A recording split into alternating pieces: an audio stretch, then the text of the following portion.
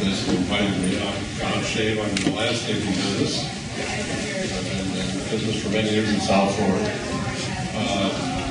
It's been also in the rain barrel business for years. And the rain barrel over by the science building is one that we got to Broward College a couple of years ago through a grant for South Florida Audubon.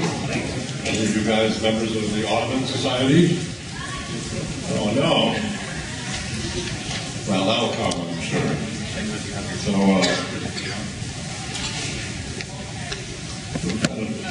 didn't make a lot of copies of some of these prints out. I'll hand them out.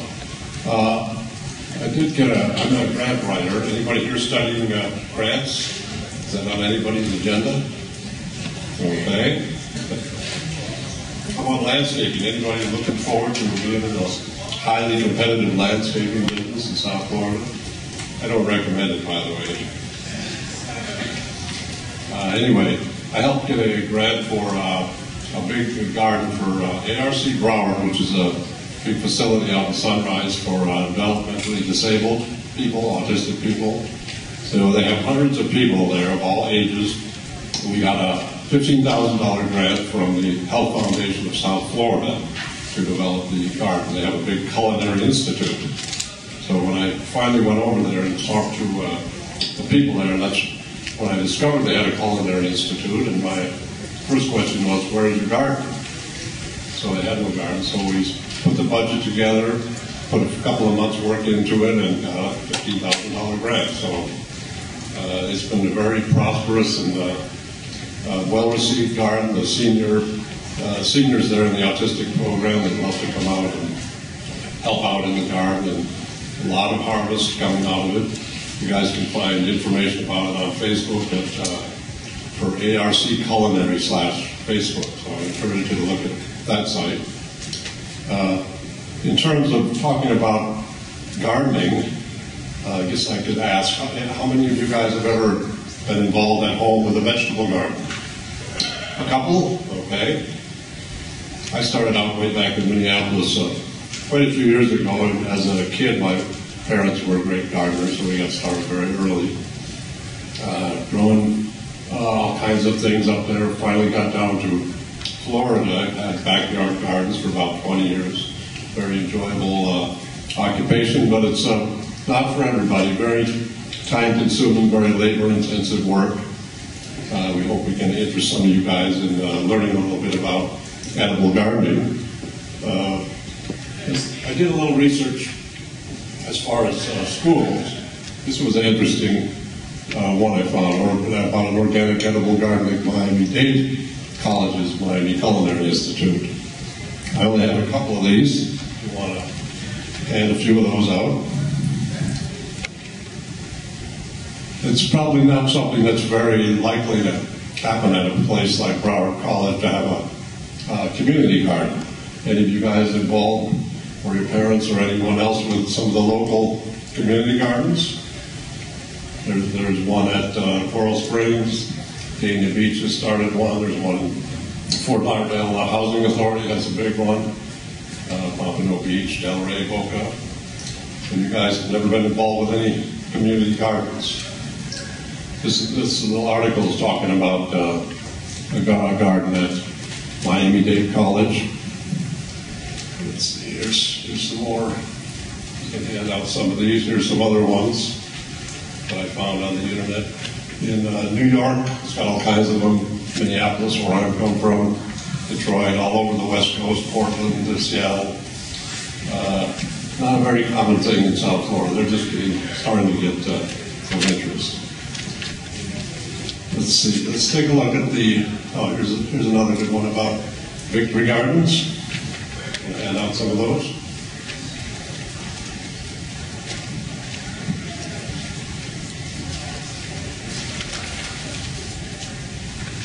So as far as the handout, first thing that I made a point about is talking about how South Florida vegetable gardening, of course, is quite different from the rest of the country, and that this is the subtropics, so you start gardening here in September, October. Unlike where I'm from in Minnesota, you start planting in May or March. It is possible to grow some stuff in the summer down here. A lot of hot peppers, sweet potatoes, there's all kinds of summer squash. But summer gardening requires lots more hot, sweaty work out in the sun, of course. Not something that I'm doing a lot of these days. Still do year-round landscaping, but very little in the summer. So, talking about the issues of trying to grow things in the summer here, very stressful. If you try to grow, for instance, tomatoes in the summer, we still have tomatoes that are about 5 foot tall in our garden, been growing all through the winter very nicely. When you get into May, June, they'll still put out blooms, but the humidity will actually just cause the blooms to wilt. They'll never set fruit. It's just too hot. Now, there's a lot of different products that you can try to grow in the summer. There's a native cherry tomato called the Everglades tomato, which are supposed to grow all through the summer. Anybody ever had any experience with Everglades tomatoes? What I'm going to encourage you all to do is to look into a new website I just started on. It's a WordPress site. It's New Urban Food Gardens /WordPress. So check it out if you guys want to follow up with me. Got some business cards here. You can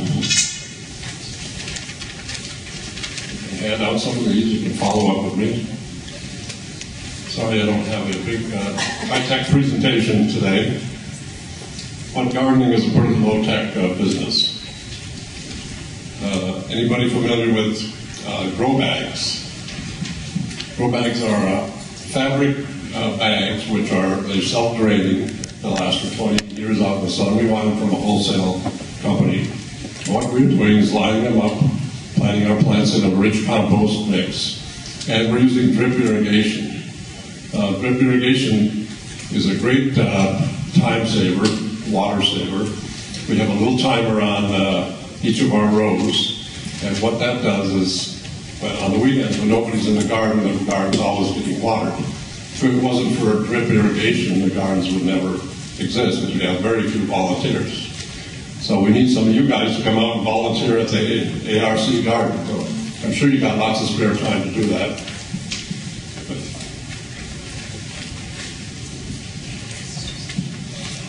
So you guys, any of you guys, got a few more people that are coming in. Anybody else ever had a vegetable garden in the backyard or worked with a community garden? So what kind of things have you grown? Yes. It was not mine, it's my mother's. Okay. Like basil, I think she has some, it's more like herbs. Like herbs? Right. We have all kinds of herbs in the ARC garden. Again, this is a garden at the ARC Broward, which is a facility for developmentally disabled people out in Sunrise. They have a big culinary institute, so they're training all the autistic people to be able to work in the food service industry. So we're showing them actually how to grow food all naturally. We do all natural fertilization. We're just using a manure and rainwater mix. We have 4 rain barrels that are gathering water from the roof.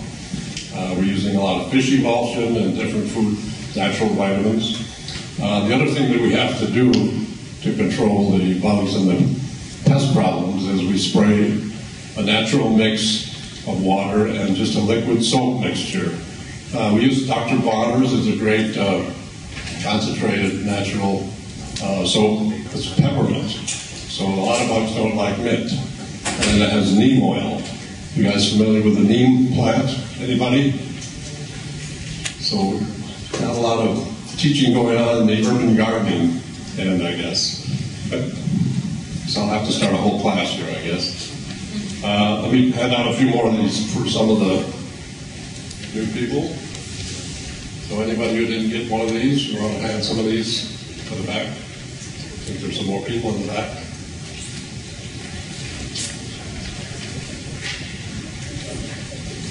Okay, let's see. Let's look on the back page of your handout here. This is a little article from PETA. It's asking questions about, did you know what kind of pollution and land use and water use and deforestation is responsible for the commercial meat production in this country? So I recommend you guys read a little bit. It's a little, you'll be surprised at the statistics here. And that's one of the things that we're talking about too. Start growing some of your own natural food to halt some of the massive pollution that's going on with commercial food production. Not something that a lot of people know about, I'm guessing. And the other one on the other side of that page is this from an article from foodsecurity.org, and it's talking about the fact that food, of course, is a big issue. We're talking about homeland security. Well, food production is something that's very involved. Everyone has to deal with every day, obviously. And we're all going to the supermarket to buy food from, China, India, Mexico, or California, thousands of miles away. All the fossil fuels that are going to all that transporting of the food. The farmers who grow the food, even the big farms, they spend about 10 cents for every dollar on the actual production of the food. The rest goes into packaging, advertising, all the middlemen, the big companies that are transporting all this stuff, all the fuel. So it's very easy to save a lot of money by growing some of your own food. You don't have all those middlemen and all those other expenses in the way. The factor that's on the other side is that you have to trade your labor for all the good, natural, delicious food you're going to produce. So not a lot of people have that time. I'm guessing as students, when I was your age as a student at the University of Minnesota, I never thought about gardening.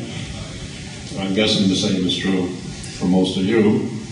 Let me throw out, for instance, if there was, with this great, big, beautiful campus you have here, if there was a nice little community garden out there, maybe fenced up, or you just had to contribute a little bit of your time every week to help make it happen with the fertilizing and the spraying. And how many people would be interested in something like that? What, one? There's two. So why not? No time, too busy studying with all of your other activities, I'm guessing. Well, that's the reason why it's a very slow process in South Florida to get people interested in this. I'm in the landscaping business, but we also do edible garden talks and produce gardens for people. But it's a very slow process. Not a lot of people have the time to get involved with it, and it is very time consuming. That's the trouble. But I hope to take the time to read some of these articles. Or I think we have some more here I can talk to you about. Let's see. Got some more Audubon stuff here. Let's add some of these out on this side. These are some Audubon things. I'm the local outreach chairman for South Florida Audubon. And those little green brochures are all about all natural pest control opportunities. So we try, with the garden thing that we're doing, we're trying to avoid all toxic pesticides. Pesticides and all the chemicals and fertilizer are responsible for a lot of health issues. It's a huge issue with all the toxic substances that are in the air. And trying to grow your food naturally is a great alternative to them. This is some, there you go. These are some email newsletters that I recommend to people. This is another good article about many reasons to go vegetarian. It's talking about rainforest depletion in the global, talking about how much water and food is required to produce commercial meat production. So I'm going to add some of those back. At least I'll have some literature for you guys to look at. So you guys, you must have some, I know there's a science club here. Any other clubs? Is there an ecology club, something like that? Okay, there you go. Any members of the sustainability club here? They are, okay. I guess we should be out there. All right. Well, so what is sustainability? Is there actual classes on things like that, on sustainability? Anybody taken any classes on anything related to the environment or sustainability? What kind of environmental science. Okay. Heisenberg's whole class is here currently. Okay. So just on a spectrum of environmental concerns?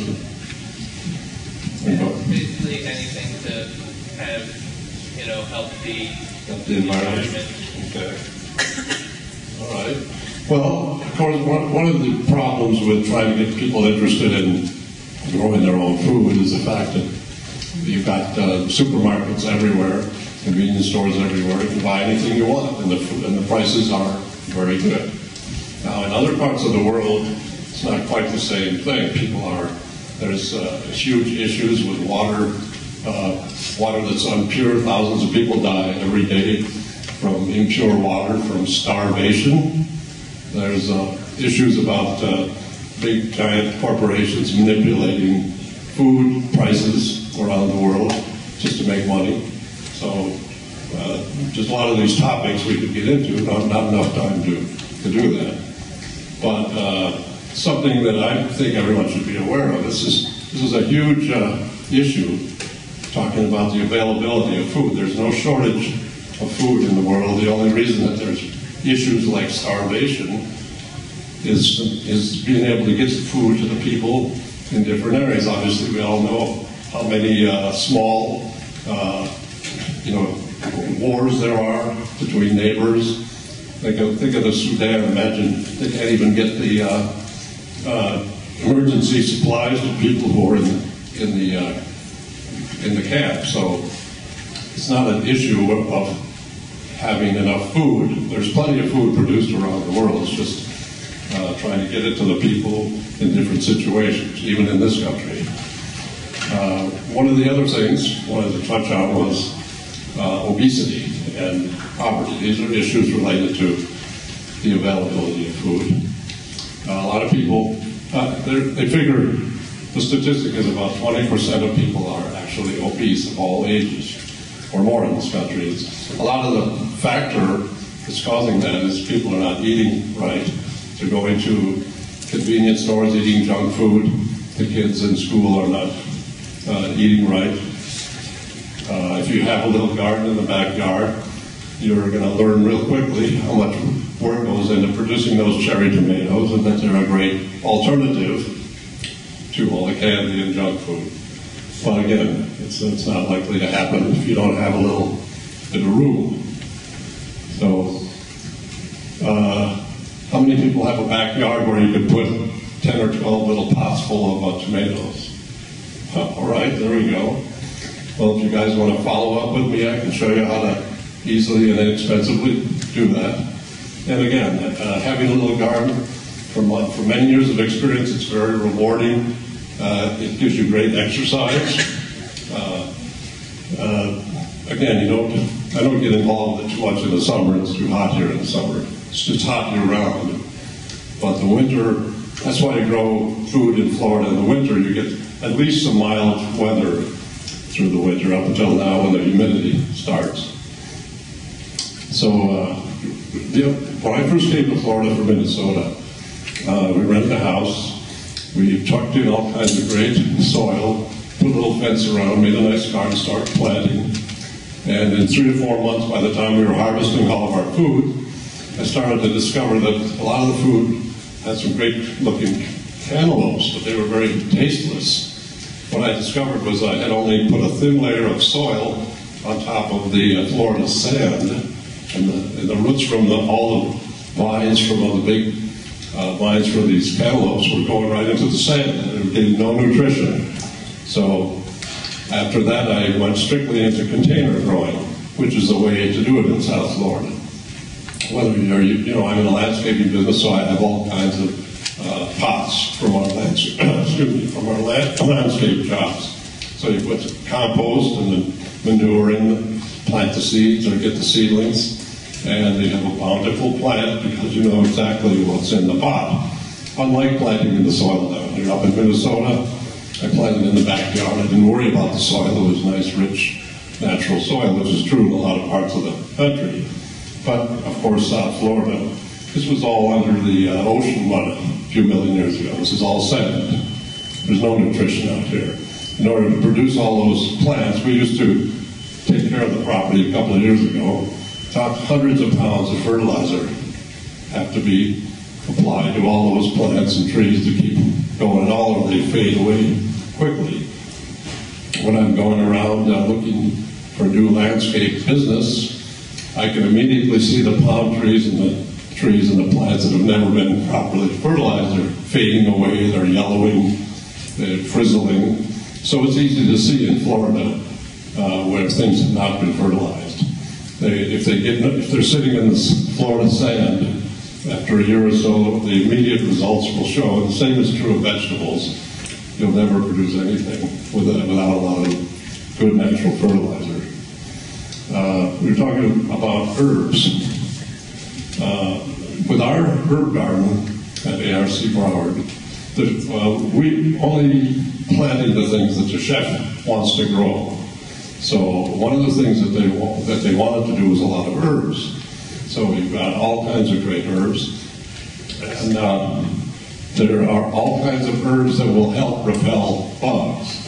For the most part, most herbs are aromatic, and almost any herb will be able to repel some type of bug or control the problems with virus and fungus and so forth. We have mint all over the garden, different types of mint.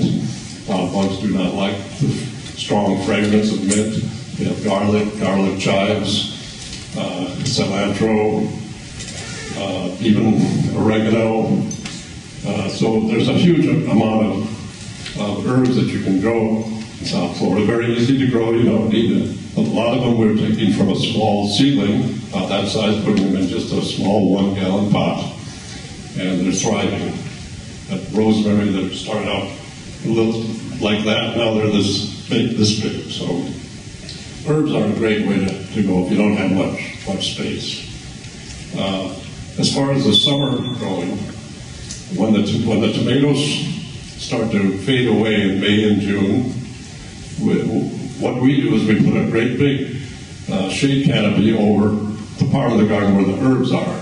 And the herbs actually last, they can grow all through the summer, unlike a lot of the common vegetables. So things like tomatoes and peppers, it's too hot in the summer normally for them to even keep producing fruit. The exception is hot peppers. So when we tore up all our tomatoes last year, we left the jalapeno peppers growing because we knew they would thrive in the summer. And all through the summer, even with very little care, a little bit of fertilizing, they grew like crazy. Even though there's actually, it's hard to believe, but there's actually some bugs that will eat the hot peppers, go figure. Right? Most of them will not go near the hot pepper. We use a organic pest control product from Home Depot. It's called Organicide, and that's one of the ingredients is hot pepper and garlic. So hot peppers, we're actually starting a salsa program at the Culinary Institute there. We're actually thinking about doing a Kickstarter program. And have you guys ever seen any of the stuff on Kickstarter.com? Yeah. Right? What kind of programs have you seen out there? There's a lot of different programs. Yeah. Basic ones, Yeah, it's a great program. There's bands, musicians, movies, designers. yeah, everything. Artists, writers. And I went in there thinking about a salsa program. I found about 5 or 6 different programs that had actually funded from little community gardens or school gardens. Not all salsa, some were just hot pepper projects where they're actually growing all the products, the hot pepper, the cilantro, the garlic, tomatoes, and they're bottling up their own salsa product or their own hot pepper product. And on Kickstarter, which is a crowdsourcing program on the internet. Some of them, they went from people sent in like $10, $5, $20, and I saw them getting as much as $5,000 for one program. There was one that a couple of them made $25,000 or $30,000 from contributions. So that's our big project for the fall. We're going to start a Kickstarter salsa program for ARC Broward. I hope you guys will follow up and become part of it for as little as a few dollars. That's still something we have to write up the whole program. We're working on it now, working with South Florida Audubon, trying to get them involved to do it. But since we have the whole Culinary Institute, they have a room this big where they feed all the people. They serve about 200 meals a day, so they have a big kitchen. So they have plenty of room to bottle their own little salsa. And they have lots of people that support them. It's a great big nonprofit and a lot of donors. Naturally, with a situation where you're teaching autistic people, obviously there's a lot of money that's being sent to them. So we think that a salsa program would be great. Would be great to have something like that at Broward College. It probably would be easy to start a hot pepper field out here. It probably would have a minimal amount of problems doing it, but we'd have to get you guys all signed up somehow to volunteer for it. That's the hard part. Any questions about any of this stuff? I'm not sure.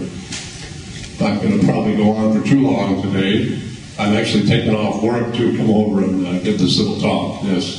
So, in order to start like an herb garden, where can you go and get these seeds? Well, I buy the herb seedlings from a wholesaler up in Delray Beach. It's called Brad's Bedding, and they're basically a wholesaler. We buy flowers from them most all year long for the landscaping business. Last year, I discovered they had a huge greenhouse. It's got to be three times the size of this room, full of herbs and vegetables, and then they grow some outside. They grow them in like little 4-inch pots or 6-inch pots. So that's really what we get them. They're very inexpensive on a wholesale basis. It's possible to, if you want to follow up with me, it's possible for me to get some of those for people. That's what we're trying to do, is help people start gardens.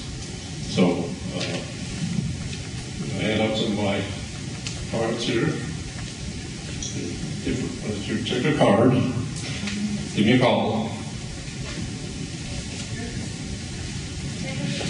Yes. I can write it. There's more. Hand them out.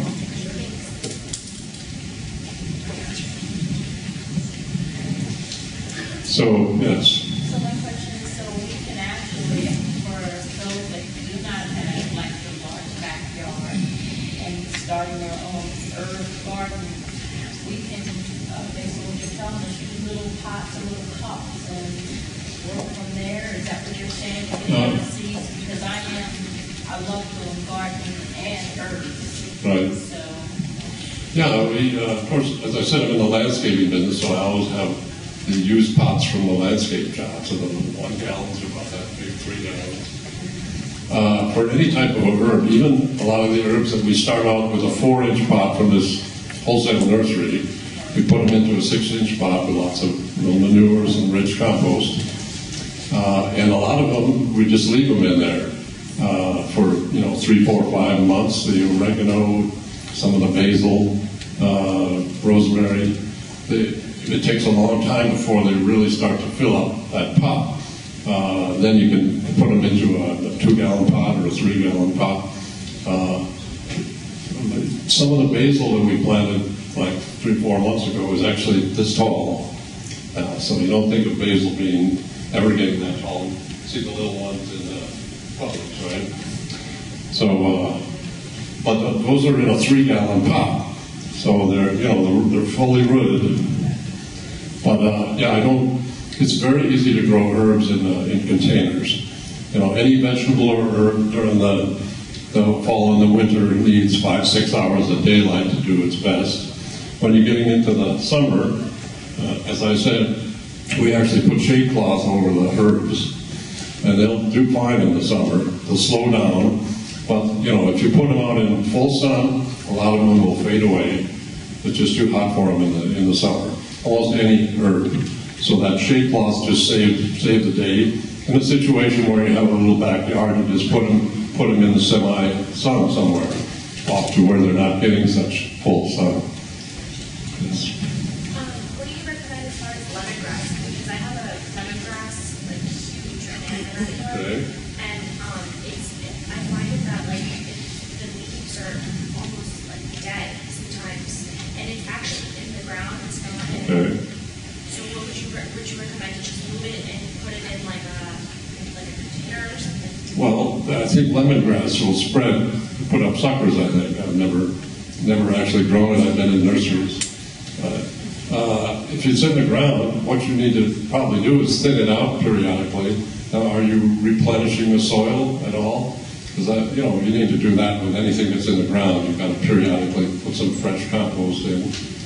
By the way, I buy, composting is a whole other subject, but I found a guy years ago in Pompano, I think it's in the handout, Sunshine Mushroom Company. It's up in Pompano. It's in the yellow pages under topsoil, I believe. You can't find any cheaper, higher quality compost. They're like $1.50 a bag for a big 30-pound bag. You pay 4 times that much in Home Depot. So there's no way that we can make the compost. Making compost is such a time-consuming process. I don't even get into telling people about it. Just call up Sunshine Mushroom and go over there and pick it up. So years ago, when I first came down here, I found him. He's been in business for 20 years. He actually sold mushrooms in his place on Dixie and Pompano. He got out of the retail business. Now he sells to wholesalers mostly, but he still produces the very high-quality compost. So that's where to get your compost. Don't spend hundreds of hours making a compost pile and digging it and turning it. It'll take forever. And it's very difficult. The ones I've tried in South Florida with the torrential rains in the summer and all the bugs and insects and debris, it was never worth the time. So, to each his own. If you have lots of spare time, you'll be able to do composting. But just go and buy it from, the guy in Pompano. I have a question over here. I have a few questions. Okay. I have a garden, and it's doing really well, but this is all new to me. So I wanted to know, I know you can put banana peels as like fertilizer, but can you put like orange peels and things like that? I put eggshells. Somebody said eggshells. I put eggshells, and that seems to do okay. But what other natural things can you use as fertilizer? Well, all those things you're talking about would be part of a compost pile. What you want to do, you can put eggshells in there. They're small. You should crumple them up. It'll definitely add some natural minerals to the garden. That's good. Even coffee grounds are fine. I do those a couple times a week in my garden. They acidify the soil a little bit, but there's nutrients in the coffee grounds, so there's your natural homegrown fertilizer. But things like banana peels and citrus rinds can take a long time to decompose. I wouldn't recommend just putting them in the garden.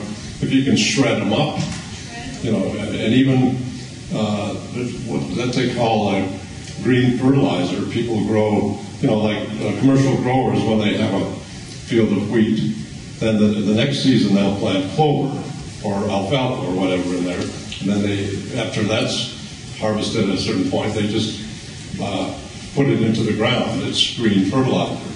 So that'll decompose on its own. So that's a well-established fact. Almost any weed can become fertilizer. We weed our garden and throw the weeds away. But because we already started out with compost, which originated, months and months ago as banana peels and, leaves and various twigs and things that have decomposed. In order for the plant roots to take up that stuff, it has to be in very granular form. So that's why we use fish emulsion is one of the main fertilizers we use. You can get it from Home Depot. or a seaweed extract. Those are great, very potent natural fertilizers. And the companies that produce those, they're producing different products. And these are the byproducts, or they're actually grinding up the seaweed and the debris from fish production facilities. All the rest of the debris from the fish is a very potent fertilizer. So it turns into an emulsion once they mix it and grind it. So we got a bottle about so big for $8, very concentrated. So it's fine to put some of your garden scraps into the garden, but anything bigger than a very small particles are going to take a long time to decay, and the roots of your plants are not going to be able to get much out of them. So that's the whole business of making compost. We have a compost barrel which we turn, but it's such a slow process. We add lawn clippings, all kinds of scraps from the kitchen, a little bit of manure, a little bit of water, a little bit of soil. But it's such a slow process, and if you don't get the mix, quite ideal, it'll be very, very slow. So you're much better off to buy some of those natural, let's buy a bag of cow manure, get your fish emulsion. There's a plant vitamin I have used for 20 years, I recommend. It's called Super Thrive. The manufacturer will not tell the secret ingredients of his product, but I've used it with great results for 20 years, so I recommend it. You can find it at Home Depot or New Turf, I found. We patronize the New Turf in Plantation on Sunrise. It's a great store. They have a huge supply of all kinds of great fertilizers in their natural compost, and Super Thrive, things like that. So I recommend that store. Also at Walmart, unlike Home Depot, I found some great composted manure in it. So the one up on, it's on Powerline and Hillsborough, the big Walmart there. I haven't found it anywhere else. So that's where I've been picking up a lot of our fertilizer. It's so inexpensive. There's a great white bags with compost with manure in it. So great rich stuff. So that'll produce lots of great food. Some other questions? Natural pests. I'm not a bug person, so the bugs coming during the summer is going to determine whether I'm a gardener or not. So what do you have as far as natural pesticides? Because I haven't used any pesticides on my tomatoes so far and my collards. Everything is flourishing because I'm in there mixing and it's a lot of work. Yes, it is. Definitely exercise. So, and then I had one more question. Spinach. My spinach is not doing so good. They still, months later, they're still good. It's too hot. It's too hot for spinach. I've had very little success sprouting spinach. Also, only in the winter, in the cool weather, are you likely to get spinach. There's too much fungus and bacteria in the air here. It'll just damp off. There's a lot of. If you look it up on the internet, that's the first thing you'll see is a cool weather crop. How much cool weather do we get there exactly? I'm not sure. 3 or 4 days in January, that's about it, right? But as far as spinach, now I've grown some alternatives to spinach, which you can follow up on me. There's a couple of different ones. There's one called Malabar Spinach, which loves the hot weather. It grows like crazy. Anybody ever tried that stuff? No. Good stuff, yeah. And there's some other ones, and there's other greens which are hardier, kale and the chards, but spinach is a tough one in South Florida. Okay. Only in the winter. Now, what you can do is buy some seedlings, and so that you don't start. It's tough to start them from seed, but with the seedlings, you can get them at Home Depot. So start it with a rich soil. It's got to be well drained. If the soil is too compacted for something like spinach, they'll just fade away. It's very temperamental. There's a lot of plants that are notorious for being hard to grow in Florida compared to other areas. So somebody was asking me, I gave a talk on Sunday about figs, for instance. Now, my sister used to live in Northern California, about 4,000 feet up in the Sierras, and they had a huge fig tree just flourishing like crazy in that cool weather.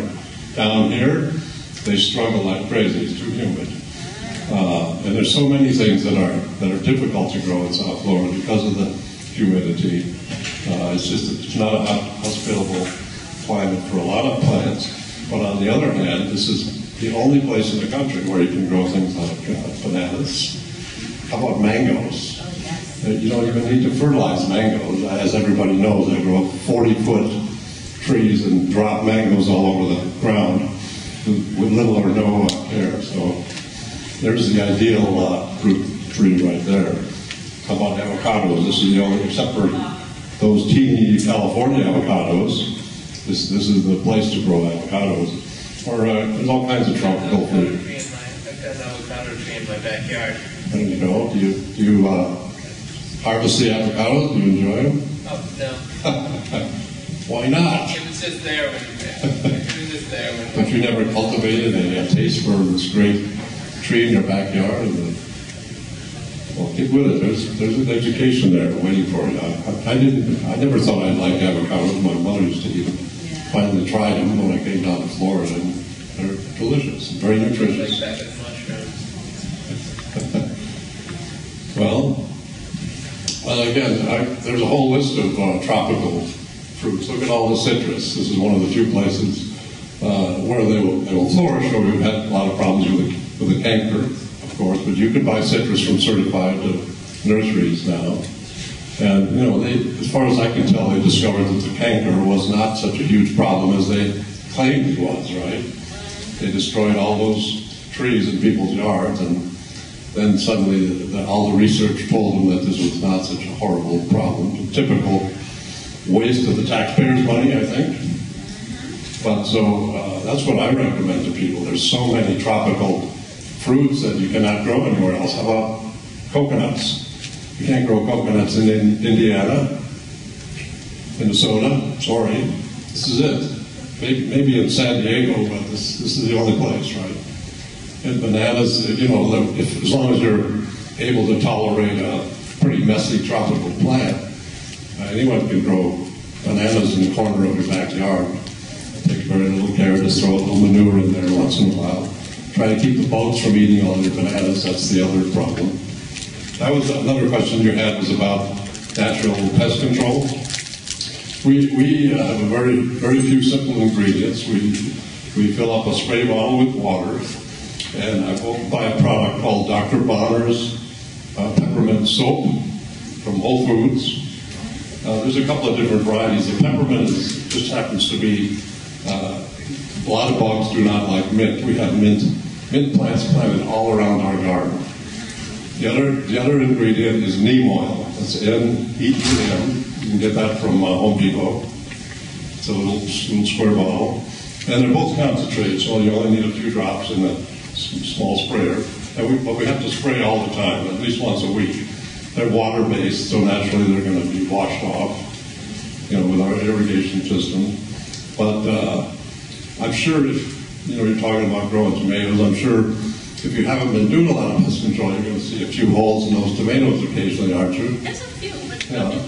there's a couple of them. Well, but you know, we have about 100 tomato plants, so it's a pretty big thing. There's always some holes in some of those tomatoes. We have eggplants, peppers, and no matter, you know, I don't have enough helpers, so I need all you guys to come out and volunteer at the ARC garden, and we'll give you all kinds of fresh herbs and veggies picked right off the vine. So. But eggplants, I have it was 9 of them growing on one tree. I mean, they were just, I mean, it's like I couldn't give them away fast enough. Yeah, so I'm trying to figure out, you know, is it going to do all year, or when is the season for eggplants? Well, eggplants are one of the few plants that will tolerate the summer heat here. So it's a good one for the summer. So that, you know, they will grow year-round. Unlike most plants, your tomatoes are not going to produce much in the summer, but and eggplants, we grew some of the Japanese ones, the long purple one. Yeah, there's a lot of different varieties out there, I guess. But and we do the same spraying for everything, all with the neem oil and the liquid soap. You can use dish soap for that matter. It's a great pest control product. It clogs up a lot of insects with chewing parts. And what about frogs? Well, what about them? I saw a frog the other day, and I was. Well, frogs are probably going to eat some of the insects that are after your food, right? I wouldn't discourage the frogs. Oh. The same with lizards. Lizards are going to eat a lot of I don't insects. care about lizards. It's those frogs. Well, you can chase them out of your garden, you know. Well, I put salt. I put salt around the perimeter because I. Okay. Well, if you don't like frogs, that's perfectly okay. Lizards I The don't. frogs are not on assignment to guard your garden. It seems like something ate my cabbage because my cabbage was all like broken up. I don't know what ate or something or someone dug up my onions. I had red onions and they're like dug up. And I'm going, either one of my neighbors dug up my onions or some animal did. No, it's probably an urban pest. The urban environment here is full of rodents, like how about iguanas, there's raccoons, possums, there's certainly rats in the city. We started some cabbages last winter, and I came to the garden one Monday and found a big chunk out of one of the cabbages. So, yeah, I mean, it looked to me, it could have been like a raccoon, because I've seen some pretty chubby raccoons growing around the urban environment. So, and spraying a little bit of neem oil is not going to discourage a raccoon or a possum or even a cat.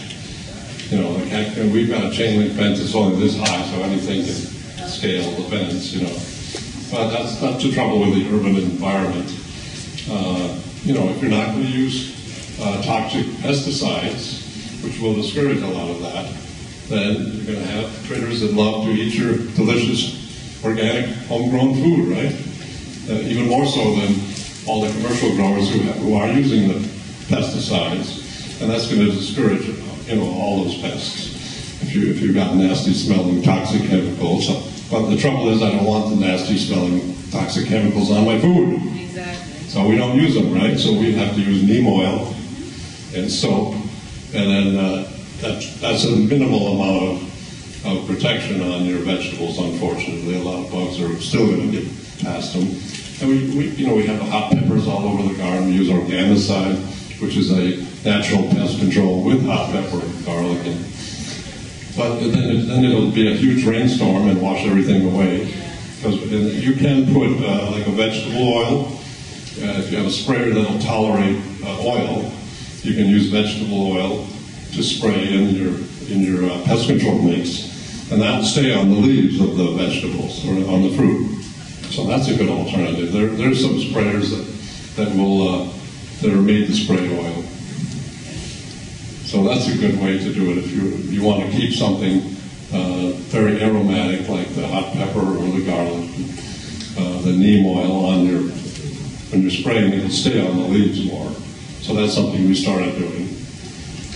But that's really all that we're doing, and we're having real good success. We see a lot of little holes in the tomatoes and in the peppers, but we have pretty good sized garden, so you're going to have to, if I had a volunteer every day to be doing that, I would have more production, but I don't, so that's why we need you guys. That's why I came over here to recruit you all. All right, it's a lot of work, sir.